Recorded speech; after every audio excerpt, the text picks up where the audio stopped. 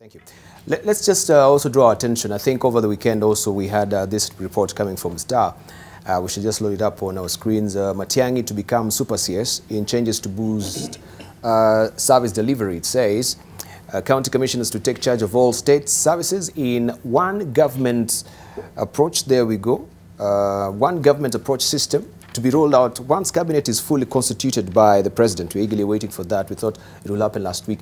And it says that as President Kenyatta's cabinet gradually begins to take shape, there are plans to centralize operations in all ministries, dubbed the one government approach. The plan includes linking various ministries to the counties, regional commissioners, chiefs and sub-chiefs to approve accountability at the grassroots. The Ministry of Interior has been identified to serve as a nerve center from where all operations will be controlled. Right, let's just hear from David Makali with this particular development first of all. Are we seeing the resurgence of, the provincial commissioners, so to speak, with this particular development?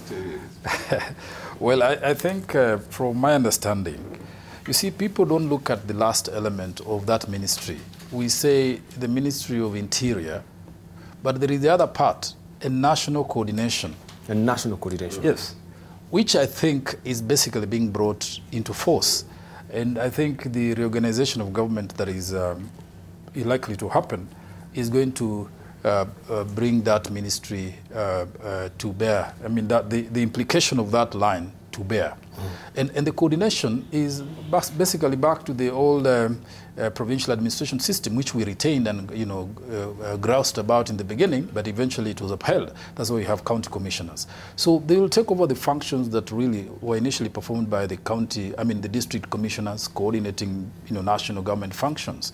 And all these ministries, therefore, it means if you are a district or a county departmental head, when they do coordination, they're going to be chaired by the county commissioner. And that's where it's heading. And that will give Matiang'i as the CS for Interior a lot of clout. Generally, he'll be, in quote, almost a prime minister. So with this development, because we've seen also the county commissioners, the frosted relationship that has been there with the county governments as well, if we try to embolden the whole system again, what does it portend for the county governments? First of all, I don't think there's, my thinking, if indeed that is the law, and that is the executive order that we have been operating with, operationalization of that particular aspect does not necessarily mean we have departed from anything. Because when things go wrong, such as, for example, students have been, principals have been locked out of, schools where they've been transferred, or there is insecurity in certain things, or Kenya Power, for example, is failing to supply electricity in areas and so forth, the issues still go back to national security and national government. At the county level, the coordination of these functions would ordinarily require, a single system of management and networks. And so I think it's not necessarily going to undermine devolution, if you ask me, because those functions are all currently under the national government. So how best it does it, to me, it does not look like it's a threat. Debarl, you will recall in the Constitution the matter of moving over from the provincial administration. The Constitution said it was to be restructured.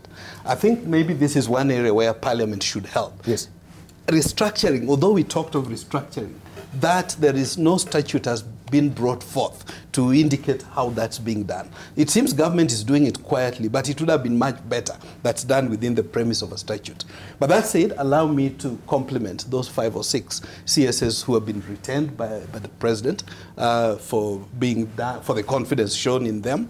As an ordinary Kenyan, I was fairly disappointed with the performance across board with the cabinet that's being replaced in general terms. And I am hoping that as the president restructures, he will think of diaspora affairs. Other countries have portfolios complete.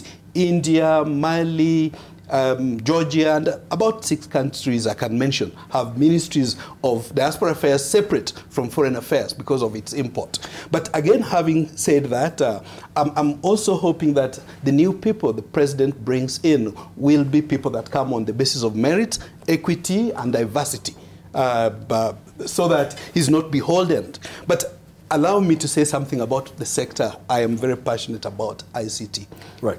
before we go to ICT, could we just comment on the one approach government? We'll discuss that much later. Let's hear from Pogisho. Yeah, you call it super minister, you can call it whatever it is, but there's something that is forming, which makes Matiang'i a very busy person is going to be, in terms of, and I think this has been brought about by the way that some of our governors have run their counties, making it look like they can run away from national government participation. Yes. And so national government is trying to stamp its foot, her foot, on the counties as well, because there's a big agenda there that has not been developed yet. And so they must organize themselves in terms of counties, up to the county levels. And so this is it. And I think that there should be a way in which the summit that meets governors and the national government can actually work together instead of trying to show a bit that they can be antagonistic to each other. And I think Dr. Matiang'i is up to the task, and so we wish him well. Whichever way the national government organizes itself, we will have no quarrel with that.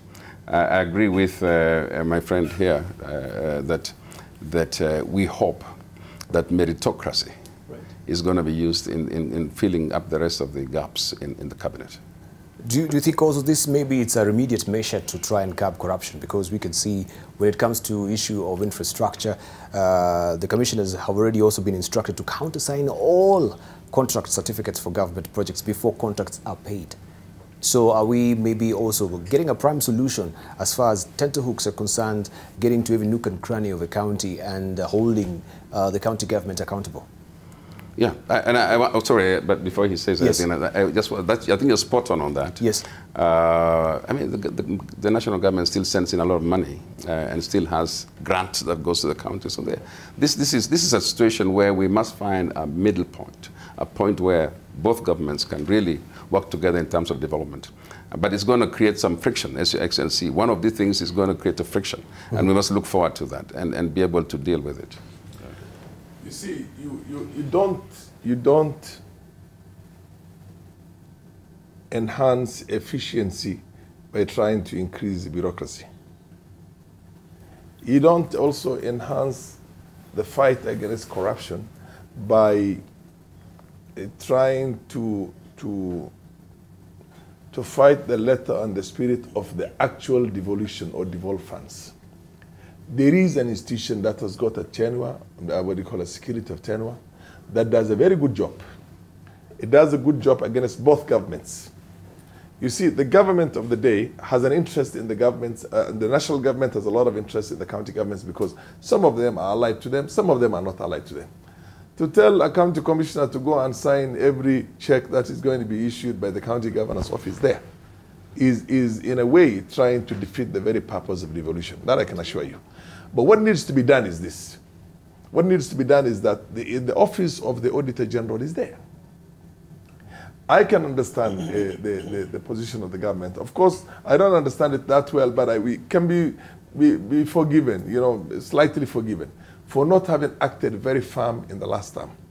But this term now, the executive itself, through its own anti-corruption mechanisms, plus the reports of the Auditor General, these other officers should be able to independently, including the CID, move in, carry out the investigations, and prosecute people. Prosecute people. In my opinion, I think what basically they're trying to do is not solving the problem of corruption and all this money that gets lost in county governments, which, by the way, is not corruption. It's something worse than corruption. You have to look for another word for it. But then, similarly, the central government also has had its own fair share of that. But this independent office of the Auditor General, which we have at the center tried to fight it all the time, should have been allowed to function its own. It's doing its own functions, but then act on those reports. Act immediately on those reports through the other independent officers, the EACC, and as well as the CID, and arrest these people.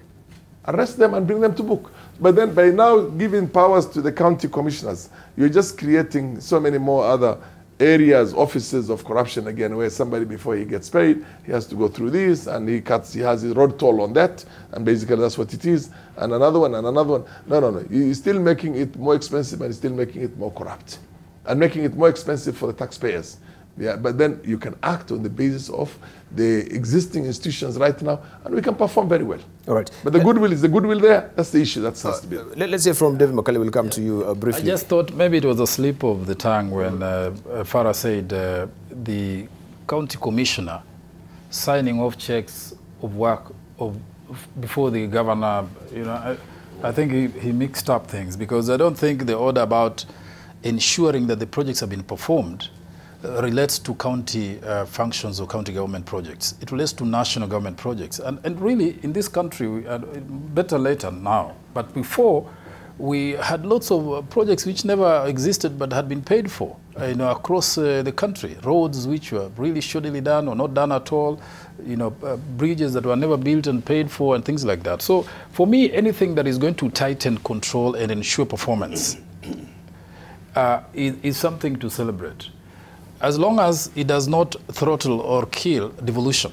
And I'm not seeing any evidence of it, because the functions which are being tightened relate to national government performance and failures and shortcomings. So if the national government is going to best coordinate itself at the county level by bringing all the heads together to think together, whether it's in security, education, such as, for example, when, you know, Maro was being told, you know, cost, you know, children are not going to school, and it's a national policy that education is mandatory. So who should mobilize that? It's a function in education, but also it's a public administration function. So there is a need for coordination, and speaking as a public administrator in training, not a journalist, I think it's important that administration needs to be harmonized and synthesized. Right. Well, we have had, can I just say the same? We have had district focus before. We were there before.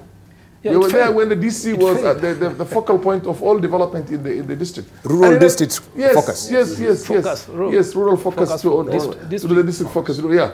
And we never got anywhere. Now the point is that education is not, other than the pre-primary, this nursery school education, the rest of it is a national government function. Thank you. That the chiefs can deal with, that the county commissioners can deal with, but not the functions of the county government itself. No, it's not going to the county governments. It's dealing with the national government functions only. Ministry of Energy, for example, the rural electrification, and all these things. They're all national functions. Let's hear from Shakil, as you're winding up as well. Thank you, Mr. Makali, for clarifying that. I sometimes wonder why this is misunderstood. The fact of the issue is national government issues. I, for one, when I'm at my CDF office, do encourage, even like the county commissioner, to come and put her view on whatever. It's the issue on county commissioners, or call them DCs or PCs or regional. These are 100 years of training of these people. These are trained people. You cannot throw them out with the bathwater. The problem was in devolution, we said that they needed now to refocus to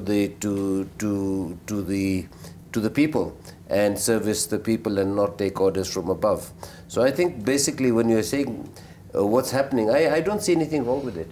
And as a matter of fact, some of these schools are, I would be very much better that, you know, some of these schools that are giving out contracts, even our CDF contracts sometimes, I would very much like the county commissioner or somebody to have a look and see that this thing is actually happening the way it's meant to happen. So let's not take it there. We've fought for devolution for a long time.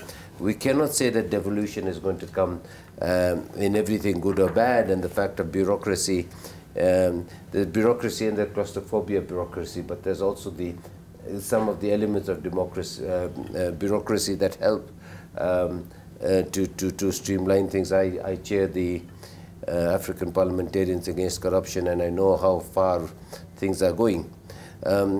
These are the last comments that we're making, so I would like to come back to this issue of sycophancy that my friend... No, I think we've crossed the Rubicon with the sycophancy, because I think we just opened up another Pandora's box. Yes. I took advantage of the long holiday period to interact with a number of MCS, current and former, and in terms of corruption at county level, most of them seem to have agreed the major problem is internal audit. Even though Honorable former Deputy Speaker was talking about the Auditor General. Auditor General mostly relies on work done by the internal audit. The person who actually checks if money is paid that so much for this road, was it actually done, is the internal audit. And they were saying the problem, and this came from a number of counties, not just a particular one, that in some cases, if you try to interfere with the audit, some people even get executed if you try to block what some of the county governments want to do wrongly. So I think I would want to encourage the parliament to find a way. How do we tighten the role of the internal audit just to make sure that if a county government makes payments, that it's for projects that were done? Finally, in this particular regard, of course, we need to strengthen the Intergovernmental Relations Committee of Professor Karega Mutai. I think it really needs to be the one refining the tag, pull and push between the two governments. As Tushauriane wa Kenya, that's keen on the national conversation or dialogue, we are saying let's move from 15% to 50% so that there's more funds going into the counties to bring equity within the country. But of course, those funds have to be properly utilized. Right. One way is strengthen the internal audit. Thank you. David Makali, your headline thoughts. Well, I think that not enough focus is being put on the expenditures in the county governments. That is a completely chaotic area. We might be looking at the national government, but devolution itself, we are celebrating things. But in terms of transparency, in terms of accountability for the resources going there, we are not anywhere near the ideal. And so this audit, internal audits, I think need to be really, really strengthened. I would agree with Shem here. But also, generally in this country, the attack on corruption is completely blunt. All the investigating agencies, prosecuting agencies have completely failed to deliver. We do hope that with the reconstitution of the national government and cabinet and now new DPP, the Directorate of Criminal Investigation has moved. We hope also the ethics and the corruption will have to, we need some changes so that the whole line of investigation and prosecution, law enforcement is really achieved. All right. Let's hear from Senator Pogiso. Yeah, I think this has really been very stimulating because this discussion, which is in the media, social media and so on, about who then becomes a minister, and there's a lot of lobbying by communities, community-based lobbying and so on. It's very typical, but at the end, I would like for us to leave the actual decisions, the people who make those decisions, and I think we should not worry about a bad outcome, because it's in the best interest of the president to have a legacy. It's in the best interest of this government to do better than before. So I would not have to worry about that. I just hope, like you said, that it'll be well balanced, it'll be across the board, and that should be able to bring the country together. On the issue of capacity to audit, I think we have a problem there. We have the capacity to audit ourselves. We have a big issue there. At the county levels, it's very major. And at the national level, we actually need to do something about this issue of the post-mortem approach to audit. Is something that I don't know when we'll finish.